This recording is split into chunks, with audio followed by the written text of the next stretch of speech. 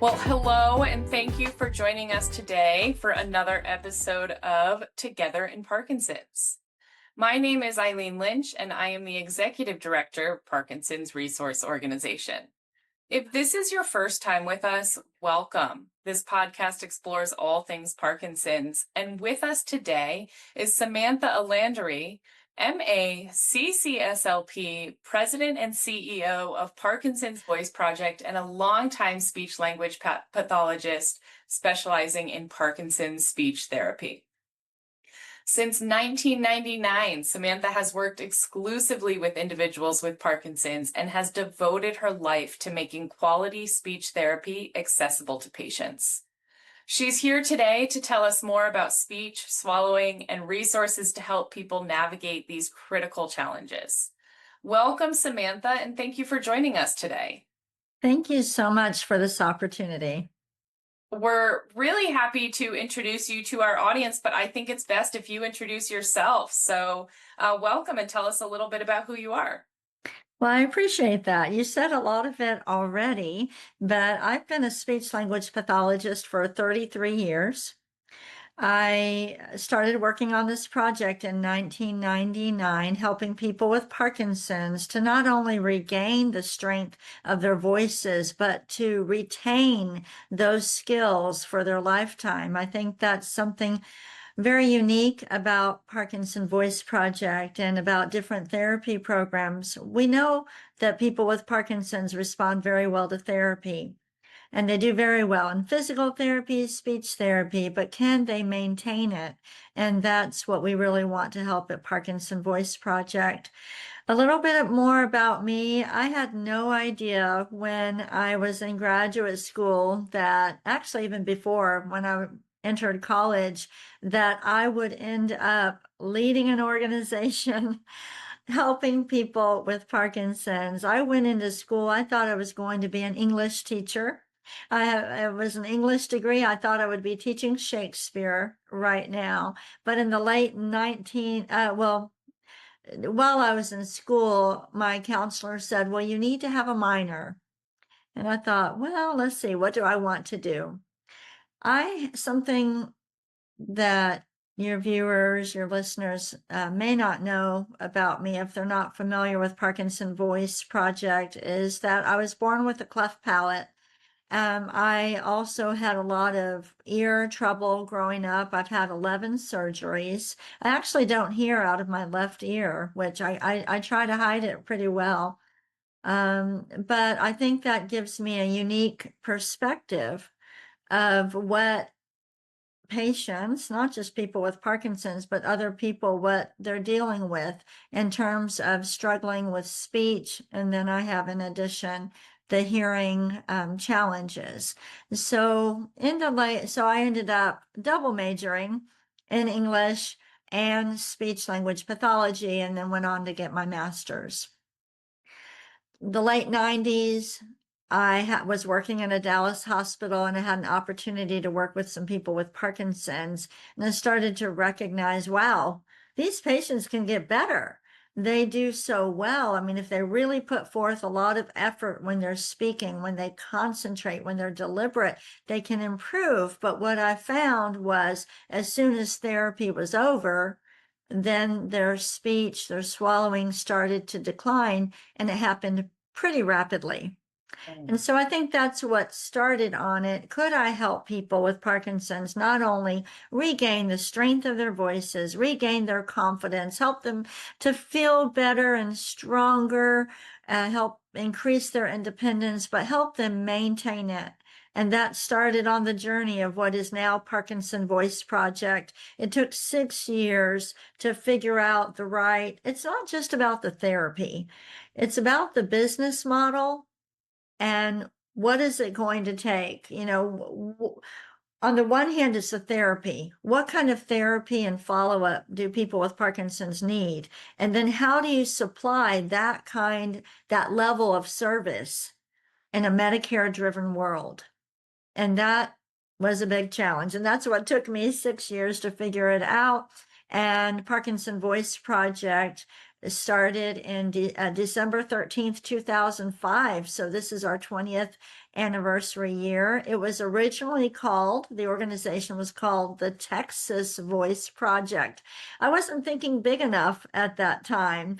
And, but by 2011, our board recognized that what we were doing in our Richardson Clinic could be replicated to help people with Parkinson's all across America and all over the world. So the name changed in 2011 to Parkinson Voice Project. Well, we're so glad you did, with your board, begin to think bigger, because it helps people all over the US and the world. And, I can speak from experience running the support groups that we do with Parkinson's Resource Organization, that this resource is referenced and utilized by people all over the country in our Zoom support groups, in our in-person support groups. And it's an absolutely amazing resource. And I want to talk more about the resource, but I'd like to actually go back to the basics and talk about speech and Parkinson's. What can you share with us about how Parkinson's affects speech and volume and the ability to communicate? Mm-hmm. What a lot of people don't realize is that the act of speaking is an automatic function. So, before Parkinson's and for the two of us, we don't have to think about projecting our voices. We don't have to think about where our tongue is. We don't have to think about, is the volume loud enough, or is it too loud, or the breath support for speech. All of that happens automatically. What I think is really interesting is that humans automatically take the amount of breath they need for the words that they're about to speak. And think about that. When I'm walking down the street, taking a walk in the evening, and I see my neighbor and I say, hi, I don't have to tell myself, Samantha, you only need to take a tiny breath because you're only going to say one word. Yeah. It just comes out. And right now during this interview, I'm not thinking about, oh, wait a minute, I might say 7 words on one breath. I need to take a really deep breath so that I don't trail off at the end of my sentences. Speech and swallowing are automatic. But with Parkinson's, dopamine, let me back up, automatic movements are highly dependent on dopamine. And by the time someone with Parkinson's has any symptoms, they've already lost 60 to 80% of their dopamine producing cells. So automatic movements, anything that a person does automatically without conscious effort, is highly dependent on dopamine. And I didn't quite understand that when I first got into that, but now it is so clear. And so that is why the Speak Out Therapy program, the main premise of it is to learn how to use intent. The neat thing is that humans have 2 motor systems. We have the automatic motor system that is highly dependent on dopamine, but we also have an intentional motor system. This is normal for all humans. The intentional motor system, when we concentrate, when we focus, when we're deliberate and purposeful, we are activating the intentional motor system, which is not as dependent on dopamine. And that's why, in my opinion, intent is the most important word for anybody living with Parkinson's. They need to learn how to be intentional, deliberate, purposeful in everything that they're doing, not just in speaking and swallowing, but walking and writing and every movement that used to be automatic. And it can be a little bit tricky at first to identify, wait, is that automatic or intentional? Getting out of a chair is an automatic movement. If I were to get out of this chair right now, I would just, get up and start walking. But with Parkinson's, it's not that way. People with Parkinson's have to purposefully scoot to the edge of their seat, put their hands on the armrest, push themselves up, thinking nose to toes, get their balance, and then start walking. Getting out of a chair is an automatic movement, an automatic behavior. Putting on your seatbelt. We get into the car and we're talking to the person with us and we just reach our arm back and put the seatbelt on without even thinking about it. but that doesn't happen with Parkinson's because it's an automatic movement. And so I want everybody with Parkinson's to know that they have more control over their speech, their swallowing, all their movements, if they will start to pay attention and start to identify what is automatic or what used to be automatic, and then say, hey, I can just activate the intentional motor system and make it happen. And I think there is often a lot of anguish at the beginning of a Parkinson's diagnosis because these unconscious or automatic movements suddenly feel so challenging. And we know that apathy is one of the symptoms or side effects of Parkinson's, the loss of desire, the loss of will almost to move forward with activities that you know you should be doing. But there's something a bit empowering too about this, that it's not that something is lost to you forever, it's that you have to rewire and rework how you think about it. You are not incapable of getting out of a chair now. You are capable of thinking through the steps, preparing your body and your mind for this task, and then completing it. So I really like that reframing of intent as a critical component. We talk about critical components in the treatment of Parkinson's, and speech therapy is one of them, but adding on this layer of building intent into every aspect of your life.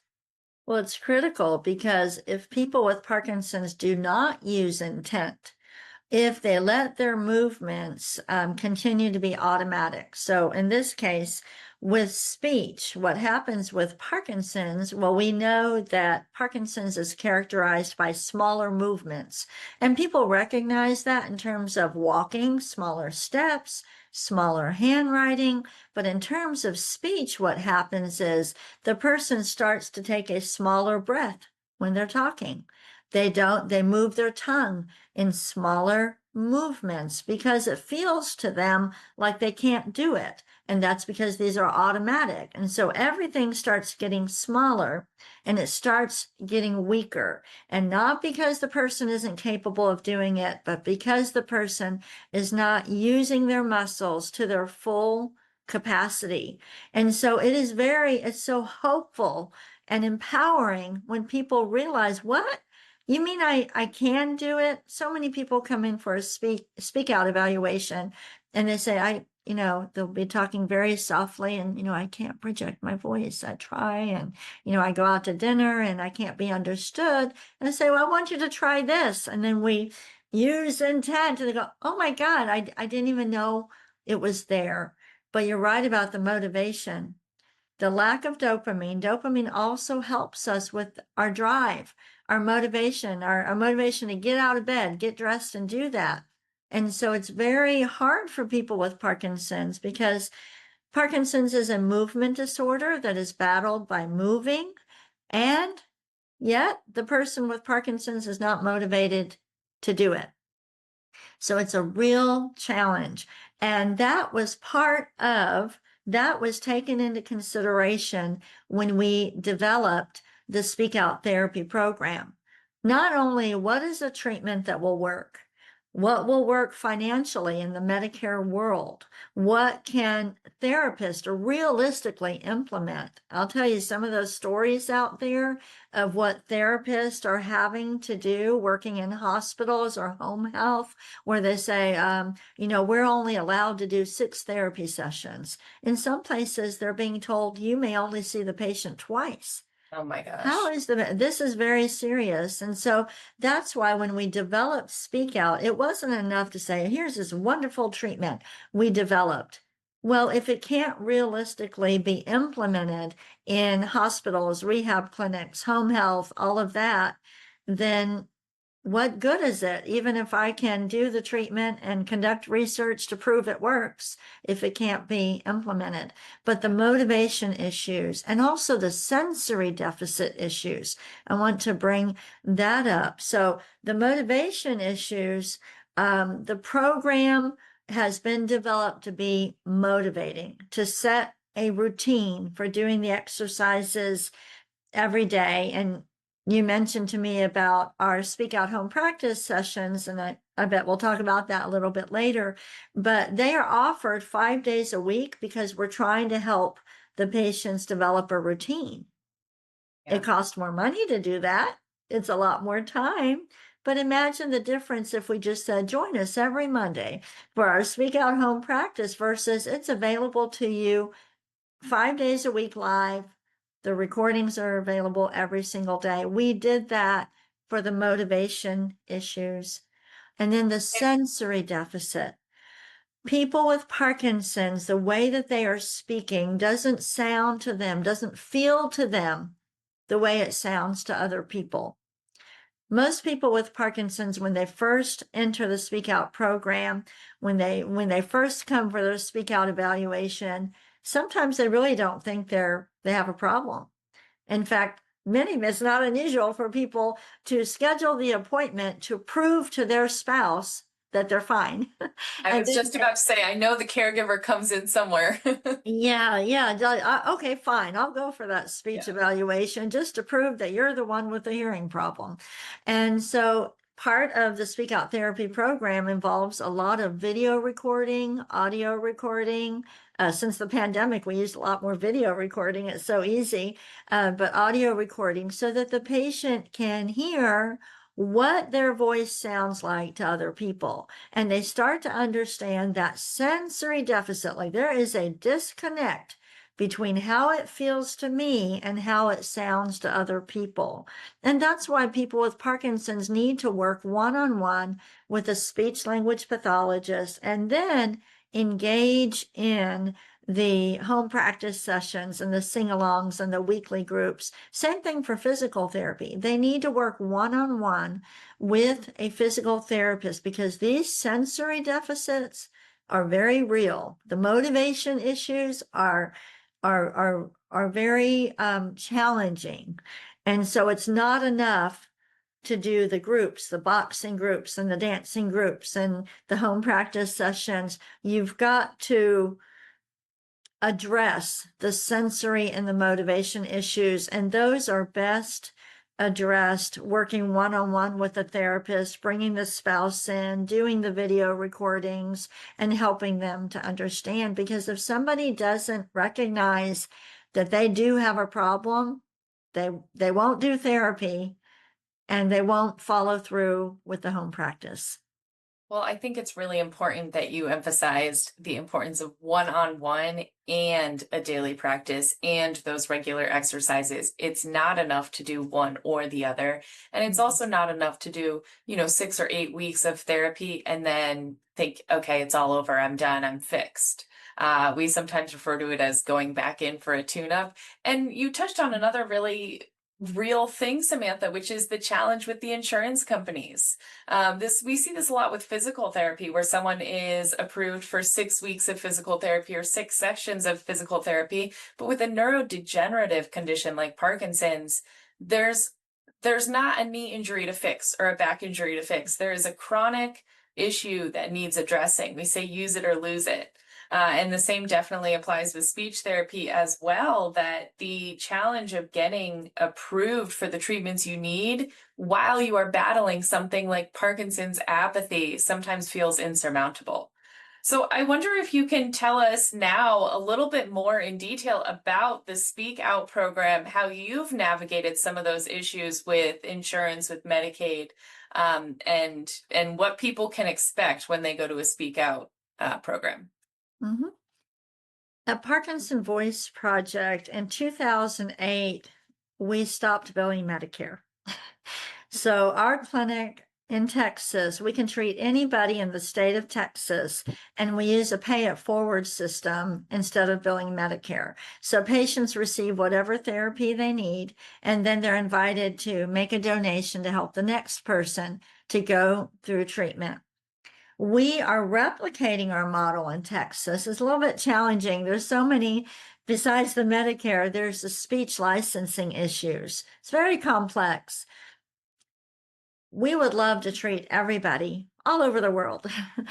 But a speech license, let's talk about just America right now. There is no national speech therapy license or speech pathology license. Therapists are licensed per state. So in 2021, we launched our campaign to reach America. And so what we are doing is we're taking our clinic in Texas Where we don't bill insurance, where we are able to provide teletherapy, that's another whole issue. Medicare is always threatening to take away reimbursement for teletherapy. That would be detrimental to the Parkinson's population. So since we do not bill Medicare at Parkinson Voice Project or bill for our services, we can treat anybody in Texas, and we don't have to worry that an agency is going to come in and say, you can't provide online treatment. So we take all those barriers away. So now with the Campaign to Reach America, we are starting speak out therapy and research centers in university clinics across America. Right now, there are 29 speak out therapy and research centers. So 29 states where people with Parkinson's can receive speak out therapy, the individual therapy, the group therapy. They don't have to worry about their insurance. And they know they can get their treatment online if, let's say, they live too far from the clinic. They could go in person, but before we started this, I might have a patient that lives 2 blocks away but can't get to the clinic. So online. So we're able to help any person in these 29 states, even if they don't have insurance, even if they live in a rural area, they don't have transportation. We are also training speech pathologists all over the world. Now, those speech pathologists follow the speak out therapy protocol, but because they are working in hospitals and clinics, they most likely bill insurance. So at a center or at Parkinson Voice, you wouldn't have to worry about that. They run donation based, but other clinics, they do bill Medicare, and Medicare will pay for speech therapy. But the part that you brought up about Parkinson's being degenerative and a chronic disease and they need so much, the neat thing is that Parkinson Voice Project, because we are a nonprofit, we are able to supplement the care that patients are receiving in hospitals and clinics, let's say, by the services that we offer. So for example, let's say a patient is going to a hospital and they're able to receive the speak out therapy. That patient can also participate in our daily speak out home practice sessions. So the hospital doesn't need to offer the home practice sessions. We will do that. So we will supplement the care that patients are receiving in the Medicare world so that patients receive the treatment and the exercise that they need. So we're trying to help out. We've also developed a whole e-library of therapy materials. The Speak Out booklet is in there. We have flashcards. Right now we have 8 sets of flashcards, adult therapy, speech therapy flashcards that we developed. And every patient enrolled in Speak Out therapy has free access to the e-library. So the way we're supplementing is we've given the therapist all the therapy materials they need. They don't have to develop them. They don't have time to develop them in the Medicare world. They are expected to treat one patient after another, and there's no time to develop these materials. So that's okay. The nonprofit Parkinson Voice, we develop all the materials and give them away to all the I want to therapists. share, I want to interject with a story about that. Actually, one of our constituents lives in a rather remote part of the country, and his spouse with Parkinson's is bilingual, but she has really reverted to her original native language as her Parkinson's progresses. Parkinson's Voice Project worked with him to get him booklets in his wife's native language, which is not necessarily a language he's totally fluent in, so they can practice together and have this somewhat learning together, but most importantly, so she can continue to work on her voice and on her volume and on her swallowing issues within the language that's most comfortable to her. And I have always felt so much gratitude towards you for, that tool, which has been absolutely pivotal in the lives of many of the people that we work with at Pro. I mentioned to you earlier about how often we hear about and refer the daily speech videos on the Parkinson's Voice Project website. This is every morning, about a 20-minute video, Monday through Friday. And we have constituents who, the caregiver and the person with Parkinson's, they get their morning coffee, they log on and they do that every morning. And it's not just that they have built it into their own project, but they are genuinely proselytizing to others about the value of this because they see such an impact in their own lives. So if you're listening to this or watching this and you haven't checked out the Parkinson's Voice Project yet, take a look at their website and all of the services they provide. I think you made a great point, Samantha, that this is in many cases supplemental to care that your primary care provider or your insurance is covering, because, as you pointed out before, it's an and thing. It is, we get the therapy and we practice at home. So again, thank you for providing that care. Can you talk us through what someone should expect if they sign up for a Speak Out program, first day, fifth day? What are they looking at? Mhm. On our website at parkinsonvoiceproject.org, if you look up the Speak Out Therapy program, you're going to see that it's outlined in a diagram that we like to call the circle of intent. And it's a circle because the program never ends. Once a patient enters Speak Out Therapy, they're in it for the rest of their life. We like to say we're in it with you for the long haul. We are not going to give up on you. And people with Parkinson's truly can retain their ability to speak and swallow all the way until the end if they follow all the components of the circle. So you start out with a Speak Out evaluation. Next, your certified Speak Out provider. That is a speech language pathologist who has completed our training through Parkinson Voice Project. So I think that's really important. You want to work with a speech language pathologist who has completed the 10.5-hour training. You have your Speak Out evaluation.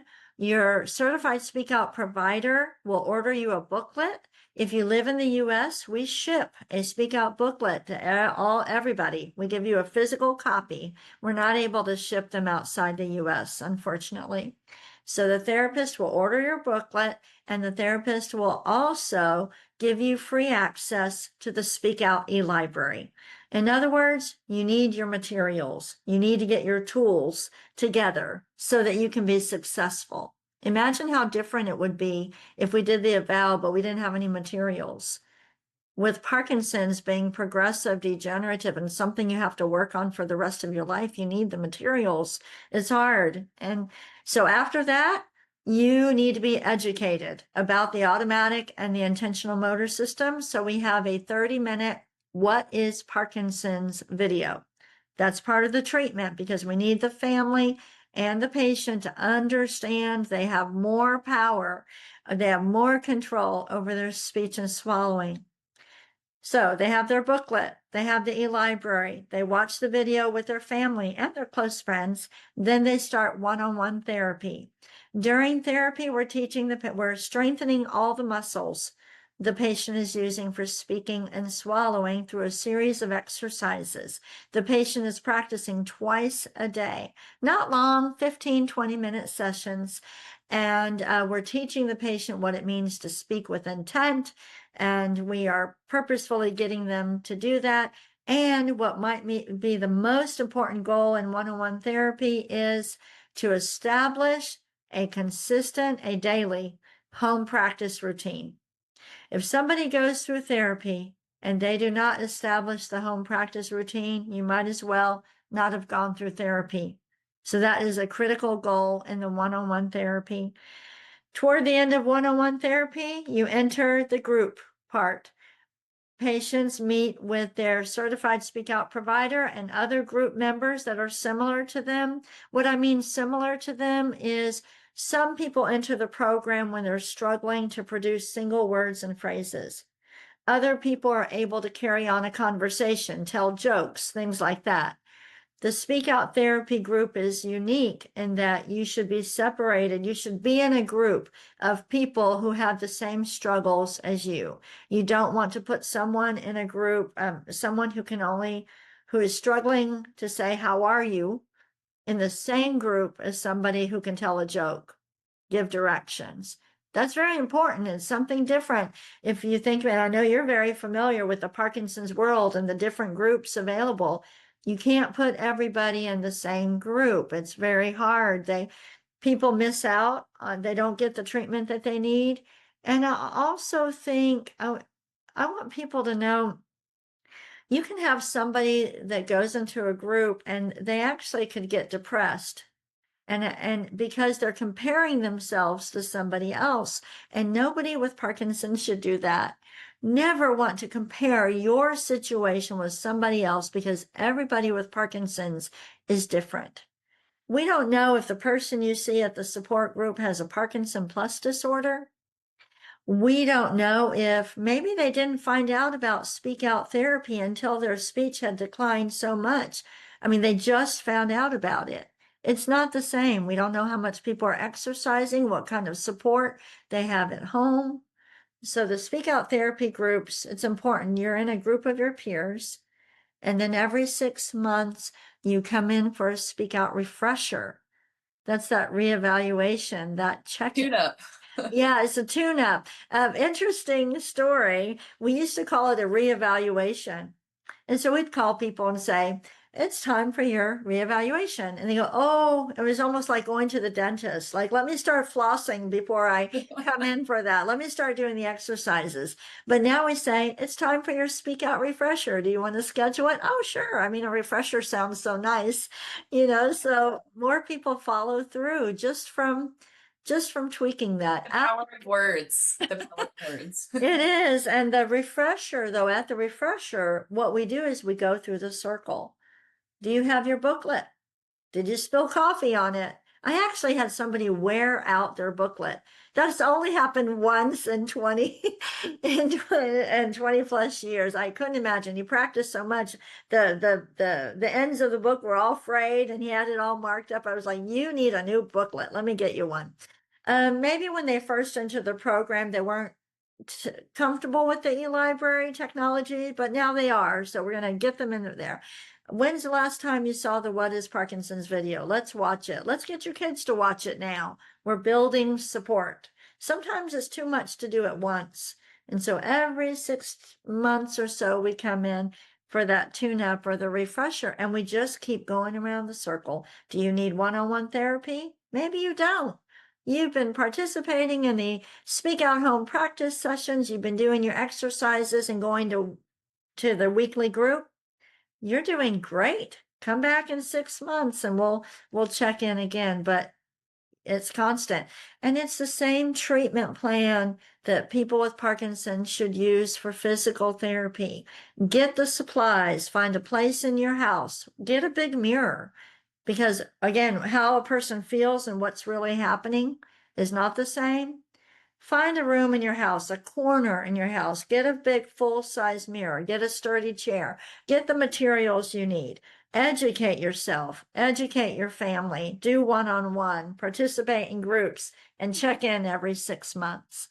Yeah. It is almost a full contact sport to exist with Parkinson's. You don't get to take a break. You have to keep going. You have to, again, live with intent, like your background says. So I really, really appreciate that framing. I don't want to take up too much more of your time. I've got about 2 or 3 questions yet left. I wonder if we could take a moment to talk about what happens if you don't pursue voice therapy, speech therapy, and maybe the connection between speech therapy and swallowing as well, because that's one of the significant ramifications if you let this slide. It is a very serious issue. Everybody with Parkinson's should have a speak out evaluation. If you don't need the treatment, we won't enroll you in therapy.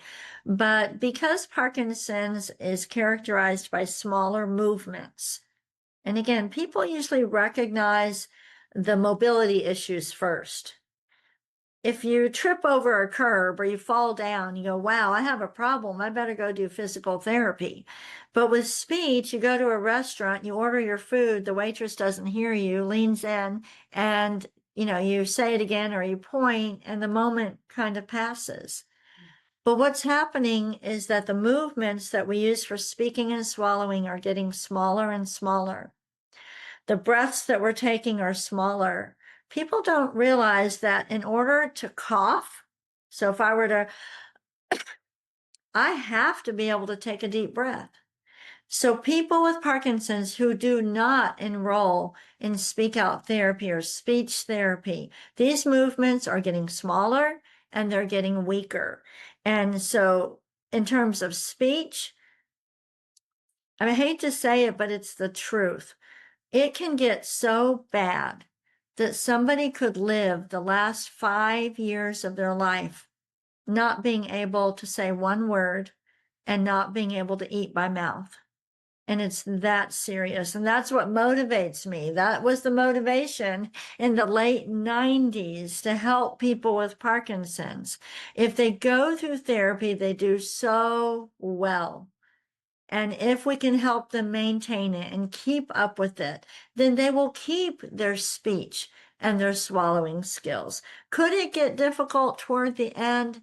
It's for everybody, even myself. I don't have Parkinson's. I don't know what's going to happen.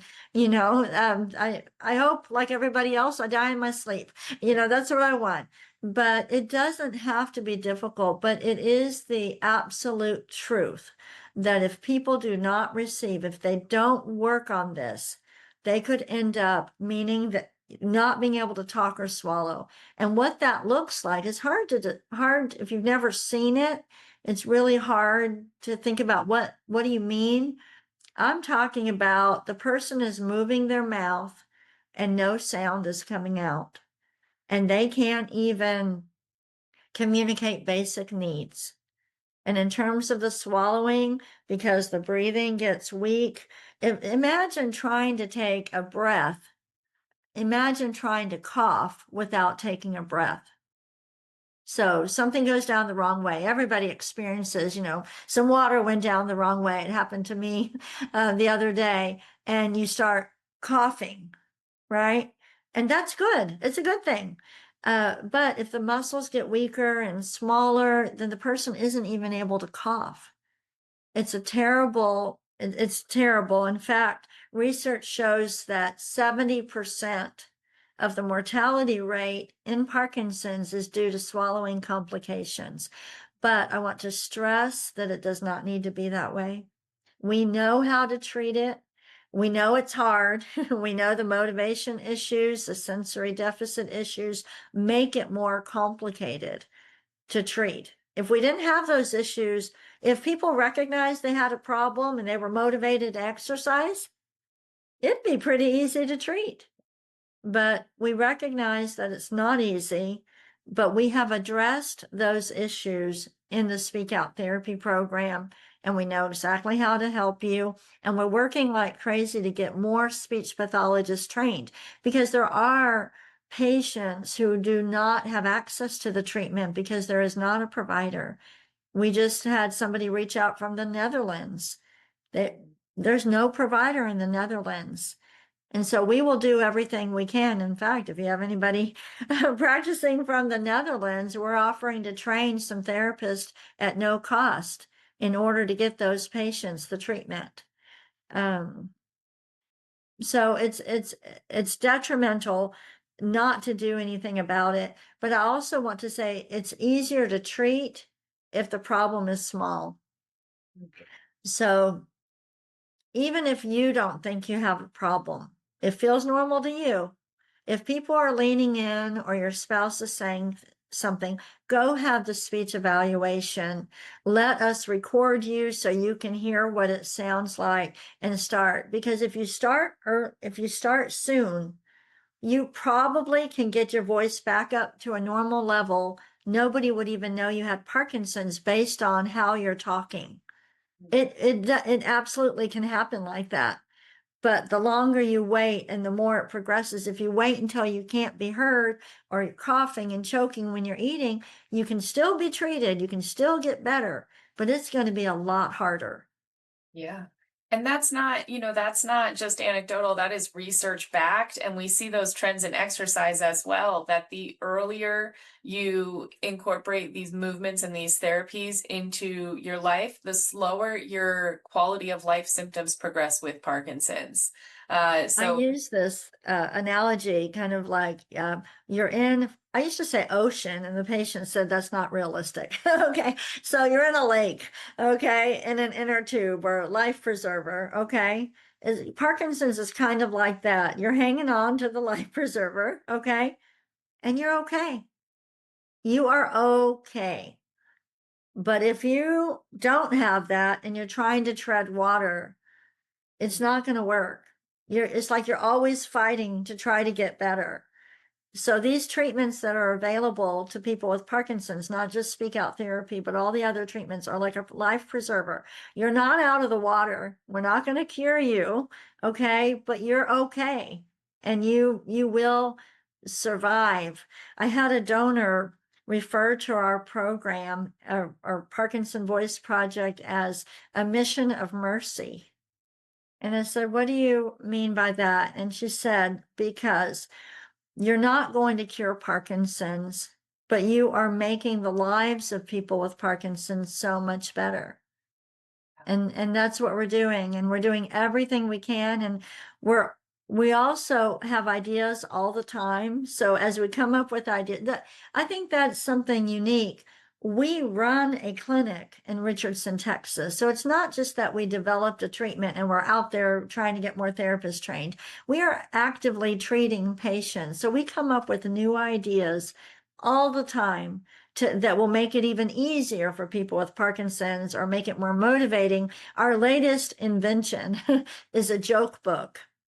We collected jokes from people with Parkinson's from all over and put them in a book and put them in the e-library. And so if that's fun for people to read those jokes, and then they go to at dinner and are telling these jokes, and they get to do those in groups, tell jokes. But we will always develop more materials, and if people have ideas, anything to make it easier for them to do the exercises and to hold on to their speech and swallowing for as long as possible.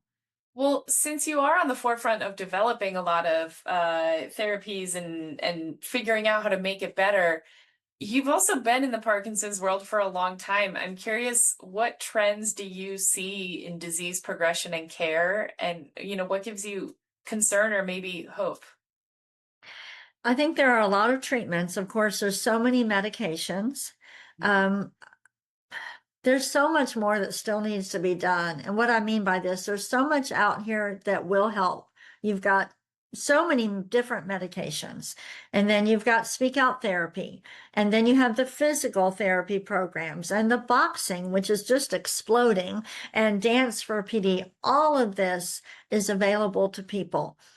But the problem is that I don't think the understanding of the automatic motor system and the intentional motor system is not out there. I've never heard any other Parkinson's organization. You might know better, but I've never heard anybody talking about that.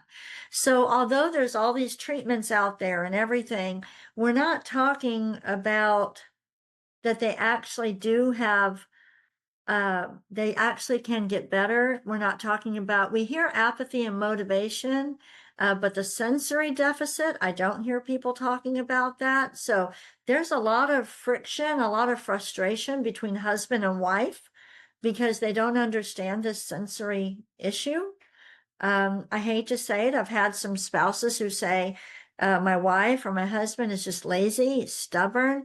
He knows what he needs to do, or she knows what she needs to do, and she just refuses to do it. It's not that at all. That sensory deficit is real. The motivation is real. So there's so much education out there. There's so much to help people with Parkinson's, but they're missing this key piece. And I hope that through Parkinson Voice Project, we can really help people to understand this, because they're doing therapies, but they're not following through. There are medications, but they're not taking the time to set up the systems. You know how I talked about the circle and setting up getting your materials, getting the reminders in place for the medications, tracking, keeping a journal, paying attention to what's happening when they're taking them, making changes one medication at a time. It's a full-time job. It takes so much time. And so that's the piece that I feel that patients and families are not, it hasn't quite clicked. You can get better. You really can. We know how to help you, but it's going to take a lot of organization. And once you get the system set up, it's not bad. You practice your speech for 20, 30 minutes a day, and you do your exercise for 30 minutes a day. That's an hour.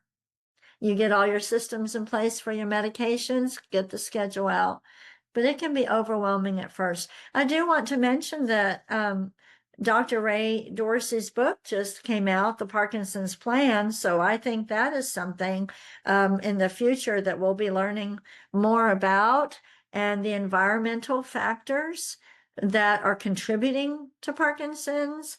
And we will be hosting a webinar with Dr. Ray Dorsey. He's coming to Parkinson Voice Project, and we'll have an event at our clinic, but we're also going to do it online for all of our online friends, and we'll post it on our website too, so people can watch. But he's going to be talking about the environmental risks and the toxins. And I think if you're talking about what do we need to be looking at, we need to be looking at that too. Yeah, I agree with you there. That is just increasingly obvious, again, and research backed, that the toxins that are absolutely laced throughout our environment are causing this rapid increase in Parkinson's. You would not believe how many patients I've treated who say that when they were children, they would ride their bikes behind the DDT trucks and let the mist hit them in the face. Oh my gosh. Almost, and it's not like one patient said this. Whenever I go out and I speak and I ask about it, a number of hands will go, oh yeah, I did that all the time. And it's just amazing. I mean, we say that now, but at the time, think about it, being a child. And you're talking about sensory issues. When you're a child, you are in pursuit of sensory delights, and that is a sensory delight without any long-term ramifications, because when we are young, we actually cannot comprehend the passage of time. Maybe we think we do, but we don't. and not realizing what that would do. But it is very interesting, and I'm looking forward to learning more from Dr. Dorsey. And yeah. Well, final question for you, and thank you for talking to us so long today. My question, if there is one thing that one voice exercise that someone with Parkinson's should do every day, what is it? oh gosh, I'll tell you what. So I'm going to give this exercise, but it does not replace going through therapy. Very important to note. Yes, it does not replace. So don't think you can just do this and you're going to preserve your speech and swallowing, but an exercise that everybody can do. And it's best if you do it with a partner. But if not, you could do it by yourself, but it's so easy, is to work on rote responses. What I mean by that is so I would say, you and I can do it. So I'm going to say one and you say two, but I want you to throw your voice over my head and I'm going to project my voice over your head. So with a partner, you would just do 1, 2, 3, 4. So you do that to 10. The same thing. Now, when that gets really easy, then you do 2. And what we're doing is we're stretching the breath support. So I would go 1, 2, 3, 4. Yeah, and projecting back and forth. Then you could do it with days of the week and do it with the months of the year. And honestly, that would do so much for people. In fact, I have a number of patients, in addition to participating in the Speak Out Home practice sessions, they are doing that. It's a really easy exercise, but you are using all the muscles you're using for speaking and swallowing. So it's great, back and forth. And if you don't have anybody, you just say it to yourself. 1, 3. 2. Yeah, 3. You do it by yourself. Yeah. You can count backward if you wanted to add a little cognitive into it, but rote responses, counting back and forth, days of the week back and forth, months of the year back and forth, is something that anybody could do. You will not hurt your voice in doing it, and it's a great little warm up too on your way to dinner or something like that. Oh, a great warm up for dinner, but importantly, not a replacement for therapy. So, No, it won't help you regain and retain, but it could help strengthen a little bit. But no, there's so much more to it. And you know what? Counting back and forth is not real life talking. So we need to practice with other words. Again, this is a little bit of the automatic motor system, but no, it is really a good and easy exercise, especially for people who are really struggling. People who may have cognitive issues or Parkinson's dementia, usually they can do the rote responses. well, thank you for that tip, Samantha, and for demonstrating it with me. And, just the passion that you bring to the Parkinson's Voice Project, which is evident in this conversation today, but also in the programs that are available through the project. So we are really grateful to have you as part of the, part of the life raft of Parkinson's. I really appreciate you, and I appreciate you taking so much time. It means a lot, and we want to help as many people as possible. Thank you. Don't forget to like this video and subscribe to our channel so you can get the latest information on what you need to know about Parkinson's. We are here to serve and help you navigate life with Parkinson's. Please remember that you are not alone. We will see you next time. And check out the links below. We talked about a lot of stuff in today's episode that will be linked right below this if you're watching on YouTube or listening on Spotify. We'll see you soon.